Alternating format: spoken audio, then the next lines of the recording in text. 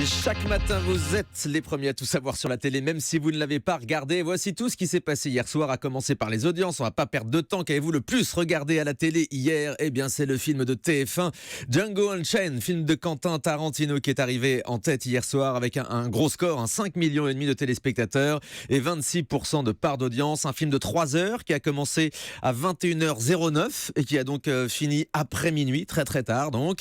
Un film avec des scènes ultra violentes. TF1 avait d'ailleurs décidé de diffuser une version édulcorée par c'est Tarantino, Quentin Tarantino lui-même. C'est le réalisateur qui a édulcoré sa propre version du film, comme le précisait ce petit message avant la diffusion. Pour que ce film puisse vous être proposé en première partie de soirée, certaines scènes violentes ont été légèrement retravaillées par son réalisateur, Quentin Tarantino. Et voilà, sinon ça n'aurait pas pu passer en prime time sur TF1. Voilà pour l'explication. 5,5 millions donc pour Django Unchained sur la une, mais le film de France 2 résiste bien. C'était Gone Girl de David Fincher avec Ben Affleck. 4 400 000 téléspectateurs, 19% d'audience sur France 2. C'était un autre très bon film, donc Gone Girl, que vous avez apprécié sur le télérépondeur. Voilà, je viens de regarder un film super sympa sur France 2 à l'instant. Il y avait Gone Girl. Alors, j'avais jamais vu ce film avant. C'est un film avec Ben Affleck. L'histoire est vraiment prenante. Franchement, je suis resté scotché à mon siège jusqu'à la fin. Et ça fait plaisir de voir des bons films comme ça sur le service public. Ouais, il y avait un beau programme hier soir entre le Tarantino et le David Fincher sur France 2. France 3 souffre un petit peu derrière avec les enquêtes de Vera. Seulement 2 700 000 téléspectateurs. D'habitude, cette série du dimanche soir marche mieux. Hier, il y avait 10% de part d'audience donc sur la 3. On passe maintenant au chiffre du week-end avec vous, Guillaume Janton. Bonjour. Bonjour Thomas. Et on commence par samedi. Eh bien, samedi soir, TF1 est leader grâce au show très réussi d'M. Pokora autour de son album de reprise de Claude François. Le chanteur réalise une audience belle. 4 millions de Français se sont remémorés les plus grands tubes de Clo-Clo sur TF1 samedi soir. Et à en croire les messages qu'on a reçus sur le télérépondeur, certains d'entre eux préféraient quand même les versions originales. Je viens de regarder M. Pokora dans l'émission Cette soirée-là. Moi, je suis fan de Claude François. Bon, il reprend les tubes de Clo-Clo. Donc, en fin de compte, j'ai moyennement apprécié parce que quand même, je préfère les originaux. Comme vous, Julie, vous préférez les originaux versions d'M. Pokora? Oui. La photocopie ne vaut pas l'original. Et derrière TF1 samedi soir, on trouve France 3 avec la série Le sang de la vigne, 3 900 000 téléspectateurs. Patrick Sébastien et les années bonheur arrivent 3e avec 2 900 000 fidèles.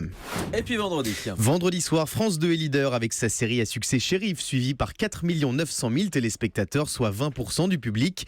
La chaîne du service public devance TF1 et Arthur qui proposait une nouvelle édition des Awards de la télé, suivie par 3 millions de téléspectateurs. Une cérémonie qui récompensait le meilleur comme le pire. La preuve avec Élodie Gossuin, lauréate du prix du moment de solitude de l'année avec son inimitable... Lors de l'Eurovision, on s'en souvient, très touchée par cette récompense qui devrait sans nul doute donner un nouveau tournant à sa carrière. L'animatrice a réagi avec beaucoup d'humour. Tu aurais dû gagner l'Eurovision, sais, c'est à cause de moi, je suis tellement désolée, mais tellement. Élodie, est-ce qu'on t'en a beaucoup parlé de ce You qui est passé devant 1 milliard de téléspectateurs? En fait, non-stop, j'ai eu la chance d'avoir un cours de chant donné par Amir en personne, ça n'a pas amélioré grand-chose, je vous avoue que... Bon, en même temps, c'est bien, c'est la chanson pour tous, même tu chantes faux, t'as le droit de chanter, quoi, en fait, c'est ça l'idée. Félicitations, en Merci tout cas. beaucoup. Ça va rester dans les annales de la télévision. Ouais, j'ai eu le même prof de chant qu'Élodie Gossuin, je crois. C'était donc vendredi soir à la télévision avec cette cérémonie d'Arthur, les Awards de la télé qui est arrivée deuxième. Donc, je précise qu'on n'a pas encore l'audience du débat de la primaire de la gauche qui était diffusé hier sur BFM et sur iTélé. Mais c'est pas à 9h les audiences? Alors, les audiences des chaînes d'infos tombent un petit peu plus tard dans la matinée, à 11h très précisément. On en reparlera évidemment dès qu'on aura ces chiffres à vous communiquer. Puis on va reparler de ce débat dans le zapping aussi dans un instant. On va écouter tous les autres moments marquants de ce week-end. C'est Europe 1 le matin. Merci beaucoup d'être avec nous. Surtout qu'aujourd'hui, Julie, je ne sais pas si vous l'avez noté, il paraît que c'est le pire jour de l'année. Mais oui. C'est scientifique, c'est ça? Tous les jour de la déprime, le plus lundi déprimant. de janvier, c'est le jour le plus déprimant de l'année. Vu le froid qu'il fait sur toute la France, c'est vrai que c'est plutôt bien parti. À tout de suite sur Europe 1.